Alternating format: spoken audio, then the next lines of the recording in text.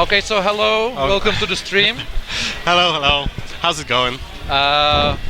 This is Unicorn and Shinju, and we are going to West versus East Guilty Gear exhibition. Yes, that's right. And I believe we'll be playing Revelator, right? Exactly. So not too many changes for the characters, but very important changes in the global system. I'm wondering if we're gonna see a lot of the new versions of the slashbacks, the blitz shields. There's a lot of changes for that. And the crowd is getting kind of hype already. Okay. Okay, so Melihor is playing Jacko and Shinju is playing Soul. Let me just add who's West and who's East. Okay. And in the meantime, Melihor kind of started his offense, but a quick Grand Viper turned the tide for Shinju. And just like that, Melihor is thrown into the corner, but he escapes. Oh, but a very bad burst that's gonna cost him. And we're getting our very first danger time. Oh, and a nice reject, he saw that. But I hope you hear the hype that's here around. oh yes, there's a lot of it. Oh, just with the tip of it, and it continues into a combo. He's gonna have a nice setup after throwing the house. And he decides to spend meter to keep him in the corner, but actually Melihor did not gain much off of this meter burn right here. And just like that, he eats a dust. Now Shinju is definitely on top here. But Jacko actually does have a Shoryuken, so... I really wish you see and hear what's here around. That's crazy. Oh, yes. And the first winner is Melihor. The winner of the first round is Melihor. Now, Shinju is starting with a very well-placed dive kick, but just after a few hits, Melihor could turn the tide a bit, set up his two own houses, and we're getting a barrier set up.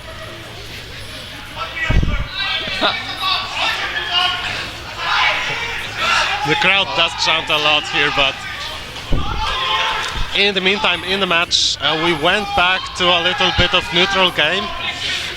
Melihor finally lands a throw, but doesn't capitalize, and they switch places. Now Shinju with a very risky Grand Viper, but it does pay off. Oh, and just like that, we're getting a dust, another post-dust combo. But Melihor still can make it work. He can still come back, and just like that, we have a combo after the command grab. But fortunately, Shinju had burst back. He used it, of course, and we have a double KO. But of course, in Guilty Gear, since Melihor had already won a round, the whole match goes to him. Melihor. Also, the games are first to 2. Okay. And this time the Grand Viper. Oh, it seems it's first to 1. It's first to 1 and yes. they switch. Oh, I didn't know. Oh yes, yes. Okay, there was a bit of a mix-up. Oh, so we're gonna have to retake this match. It's first to 3 rounds. Did I hear correctly? Yes. So it wasn't set up in the options. Okay. So will they replay or not? I'm confused. No, it appears they will not replay. Or are they replaying? I guess there's been a bit of confusion. Yeah. No, but Shinju comes back, so I guess they're gonna play the match again. But Melihor is not there. I know, that's what's weird. Also, no one told 3-Dot not to come yet. But okay. In the meantime, there's quite a nice setup for the main stage here. As you can see, the public is sitting kind of sideways to the players. But we have a nice view from the projector for the all the tournament monsters right here. It looks like... Was it actually Shinju who won? I have no idea right now, but I guess we'll find out soon. Kdo vyhrál? Shinju? Okay. Oh.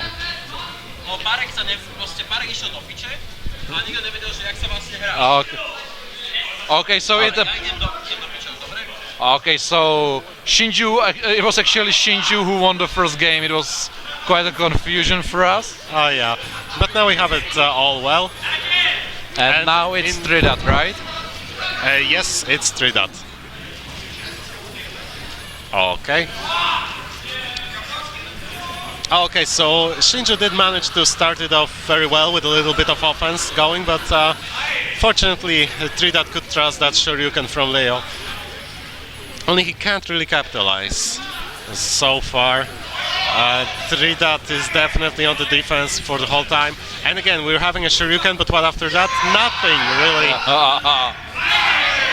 This was quite one-sided. Yeah, Shinju decided to spend the bar. He got a sure kill. So anyway, we're going to round 2. Very nice new stage for Revelator in the background. There's a lot of nice things in the Revelator. Yeah, by all means. Like a lot of small details, but all together it looks so much better. I love those floating stones. But anyway, in the meantime, this round looks much more balanced. So far, Shinju did not start any serious offense. Oh, but he managed to start it off right now after deciding to detonate all his houses and minions. Very nice. In the meantime, however, 3-dot did manage to land a hit. We have a little Rekka confirm. Oh, but Shoryuken, just like that from Shinju. And again, Shinju decides to spend. Oh, wow. Oh. And we have the classic mix-ups from Leo, left, right, land him the round. So just like that, we're going back to the final round here. And it's still Shinju, it's still 3-dot playing. Shinju starts off with 3 houses already set up. Oh, 3-dot tries to Shoryuken through the minion, but it doesn't quite work. Now we have Shinju managing to land a throw. No setup after that. Shinju decided to set up more houses. And we have a super, it hits. Very nice conversion. Back to the corner you go. Block this house. You're not gonna block this command grab. And just like that, 3-dot is on the ropes. And again, Shoryuken saves Shinju. Come back. Oh, but anti-air. He almost had a chance here, and we get standing slash into conversion into Rekka. The crowd is going nuts over here, and again, 3-dot lands a hit. This might be a true comeback. Oh, drop combo. Oh, but he manages to save himself and continues the combo. Crowd is very pleased with how that match turned out. Oh, what? Yes, it's first to 3 round. Okay, sorry. But still, that round was very hype. Wow. And just like that, Shinju throws 3-dot into the corner. Oh, but again, Shoryuken saves him from retaliation. It's very weird. And 3-dot keeps forgetting about the Shoryukens. Maybe it's the spirit of Leo, he keeps pressing buttons. Oh, that was a little bit of a mix-up between the players. Oh, but a command grab, it works again. And we have a super, keep him going. Not this time 3-dot was ready for the command grab. But he wasn't ready for the neutral that came after. Come back again. Oh, we have a little Berserker barrage, but not this time. Shinju manages to burst out and it's gonna kill. And so we're back to 2 rounds all. Now this is the final round of this match. It's so confusing playing first to 3 rounds. I'm sorry. Oh, that's how it works. And again, 3-dot managed to start off with a little nice combo, but just like that, Shinju did the Shoryuken, it saved him again. 3-dot still does not counter the Shoryukens. But in the meantime, Shinju is on fire pretty much. Burns meter gets maximum damage, at least from my knowledge. But 3-dot counters with Shuriken on his own and a bait. Come back. Yes, no. Okay, 3-dot managed to get that burst going. He tried to do some shenanigans, but Shinju was ready. We have our seed Shoryuken, this might carry him. Oh, but Shinju got his own burst, and now with the OTG, he set up very nice.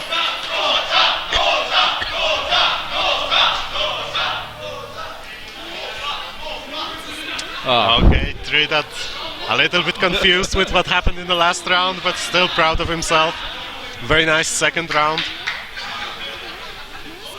And so Shinju stays. So it's 2-0 for the West. Yes. I don't know if you hear it, but the West players are shouting out here the OCV, OCV. Yeah. Hopefully not.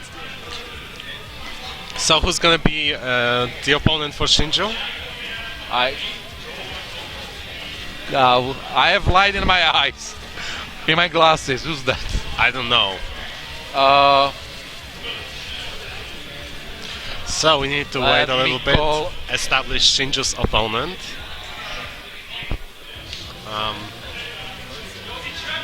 So far the audience is pretty much collected here, focused on the game.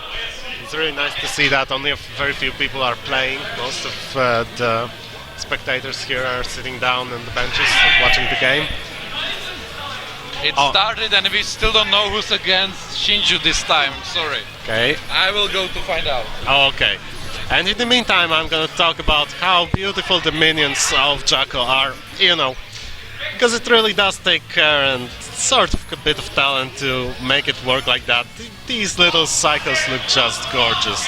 And in the meantime, Shinju goes for the super, gets the damage, and now his opponent playing Mei is sandwiched between 6 minions.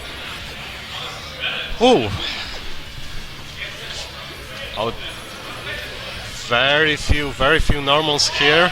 Shinju did not have to block a whole lot, so, and the Shoryuken saves him again, or just takes him to the next round.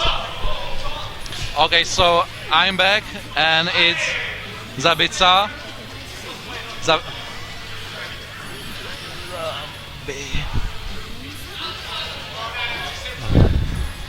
I hope I spell it again. Okay. But it's not gonna show up for long if this keeps going. So far Shinju's been dominating round 2, really. Keeping Zabista in the corner, goes for the OTG into command grab, but not this time, it doesn't work, mistimes it. So goes for the super to keep Zabista in corner. After all, he switches sides and gets hit by the super. Now the thing with Jacko is of course the fact that she does have to set up the houses, and we're seeing Shinji actually focused too much on the singular offense just by the character itself. It's not going to work that well unless he set up some houses, some minions with that. And goes over the OTG and the super, that's a bit weird. I mean, he stays plus frame-wise, but it's not really advantageous.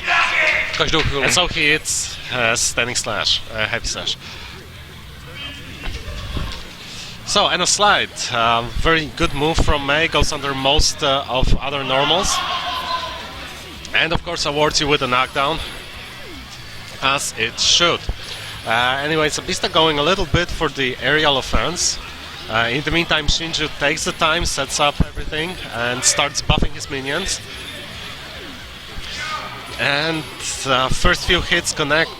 It's kind of weird right now with Jacko, because although we know that she has damaging combos, you can really net a lot of damage but by just scoring random hits when your opponent is sandwiched between the minions. And the aerial blast takes it. And it's actually third game for Shinju. He's really trying that OCV. Yeah, he's going for it. And it's actually interesting to see, because Jacko isn't considered that strong of a character. So far she's been considered Do you see who's there? To mid-tier. Well, I see, but I don't know who that is. In the meantime, let me show you, they are actually hyping the East player quite a lot.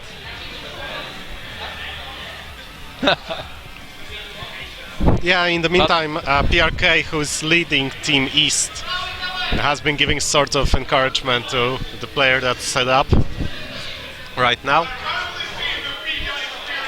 But unfortunately, most of the audience is too hyped to tell us who actually is playing. I'm going again. So now we have Jacko against Axel. That's a rather interesting matchup because, well, we haven't seen too many of it. The game is still fresh on the arcades. It's Pija. But since Jacko relies on setting up her offense and Axel excels at attacking from range, he should be able, in theory, to blow up most of what Jacko sets up reliably.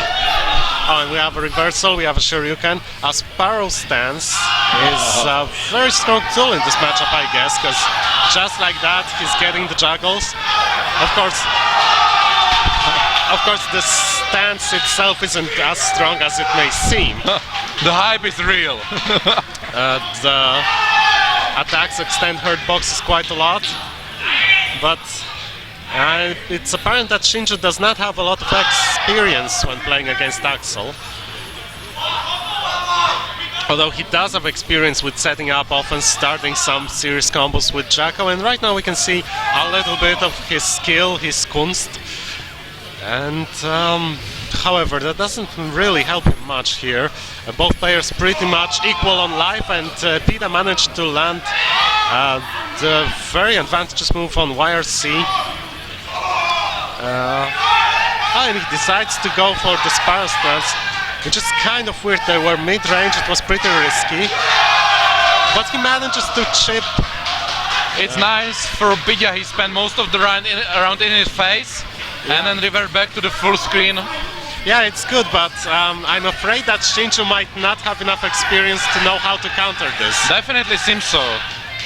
It's very sad to watch, since just a standing punch or crouching punch would blow up the attack. Exactly. But I guess. Okay, first game for the East. So yeah, that's the first game, and Pita stays. Okay, so who's going instead of Shinju? We'll learn soon enough.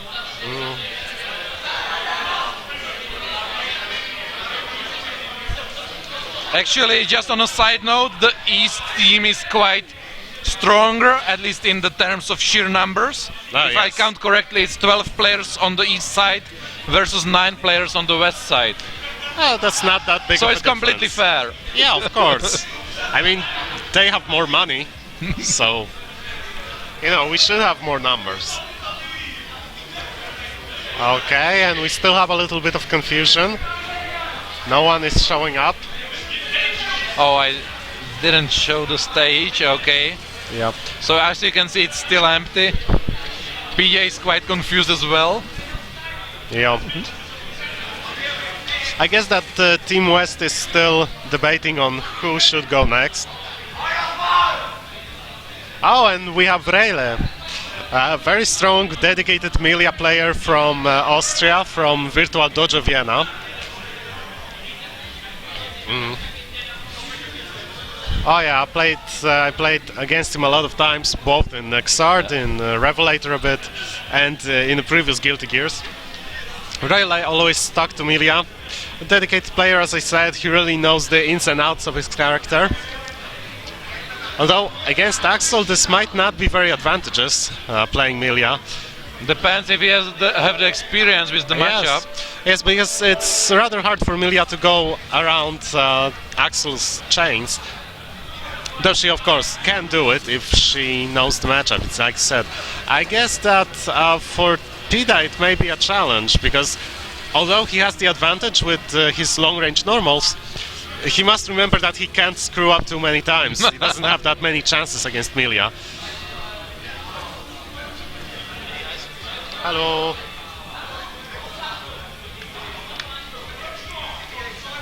And we have this little... Okay.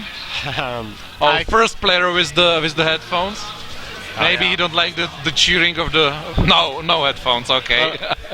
They are too small. Well, the crowd can get distracting. Yeah, definitely. Oh, and now Rel is sporting that Resident Evil color scheme, a little bit of blue and brown.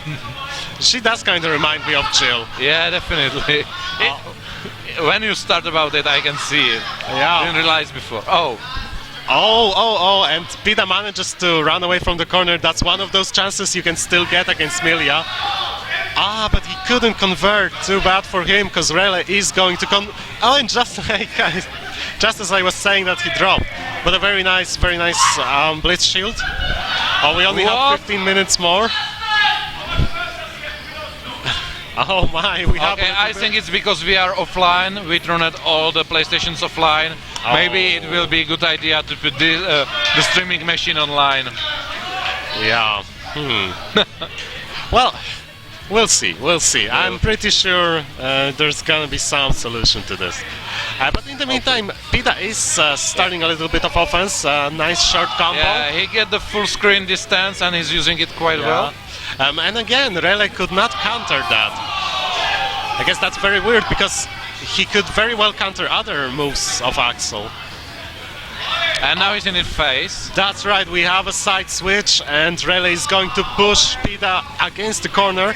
We have the first mix-up, successful with a combo. Second mix-up, he doesn't even have to do anything. Pita must have been trying for a Shoryuken. And that is, unfortunately, dead angle attack safe. And out of all sudden, it's the first it wins, basically. Burns meter again goes forward, and they trade. Very bad trade for Pita. And very good start for Rele with throwing the pin. He gets the knockdown, goes for the mix-up. Yeah, once he's in, it seems that Pita is quite confused, or... Yes, well, that's fighting against Milia. Yeah, exactly. She is the set play monster. She always been. Okay, still 2 chances for Pita. One more? One more. Let's see if Rele is gonna go low or high. Low or high. He did not have to go anywhere, because Pita blew himself up with the Shoryuken. Okay. But he's still... Pita get the distance now? Yeah. Will he use it? No. And Rele confirms properly. That's right, he's not gonna drop a combo.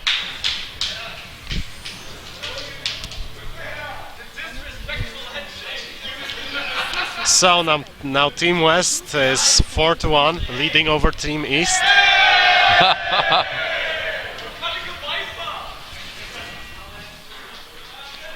But we still don't have the opponent. The next opponent for also, they decided. need to remember the 15-minute timeout that the console was... Yeah. Now we're fighting against time, it's a race. It's a very serious race. I think that's Kornalski. Yes, that is Kornalski. Last year he showed up with a pretty decent Zato. I remember that well, all too well, if you ask me. But so far I've heard that he decided to drop Zato and switch characters. But mainly he decided to take Guilty Gear as his main and almost only game. The game is concentrating upon completely. So, and usually he's playing... how it's spelled properly? Ramfetal? Ramletal. Sorry. We're having a little bit of technical... With the Zato as backup character. We're having a little bit of technical problems. The license for the game has been revoked due to console let me go to them, because I'm the only one who is the password right now. Okay, so we're gonna have to solve that little problem. I mean, to be honest, we could always play Exert, but Revelator is a rather interesting update for a fighting game update, at least. I mean, if you consider that there are almost no balance changes when it comes to characters, that's a very bold move, but I have to say I respect that. Daisuke Shiwatari, in one of the interviews, said that he's not going to change the balance of Exert in Revelator, at least. He thinks, as a producer of the game, that the balance is satisfactory. And that's kind of respectable, We have a lot of issues with some updates for fighting games being forced. Changing characters in a manner that doesn't make sense for the players. And usually stem from the fact that they felt obliged to make some balance changes, even arbitrary. So it's very nice of Team Red to stay to the current balance, because in my opinion, We do have a few very strong characters, but no one is really broken in Exert. And that's what's good. That's what's good for a fighting game as deep as Exert is. And of course, aside from the lack of character balance updates, Revelator does have a very significant change to the system of the game, to the core system, I would say. Sorry. Where the Blitz Shield starts functioning like a Street Fighter 4's focus attack, or red focus attack, should I say.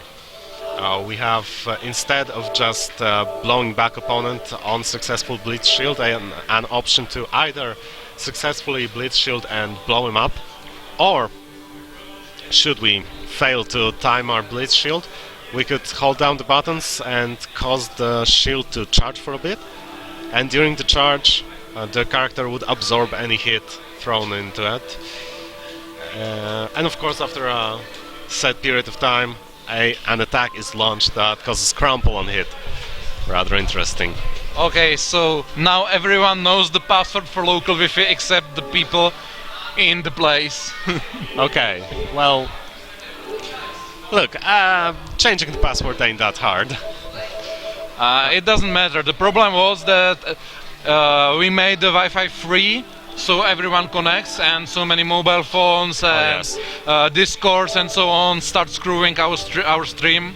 So that's the reason why we changed the password. Or originally it was free, then we just put there some simple password. Sure.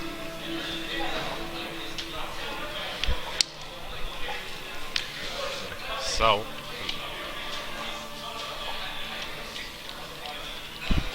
Okay, so now it should work actually. Great.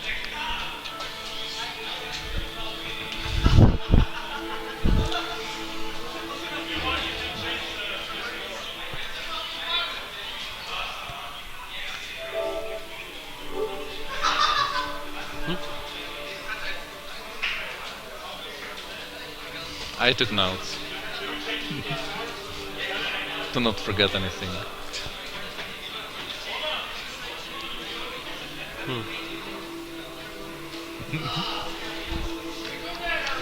Okay. Here are other games. Oh wow, that's nice. Okay, so hopefully it will continue now. Yeah.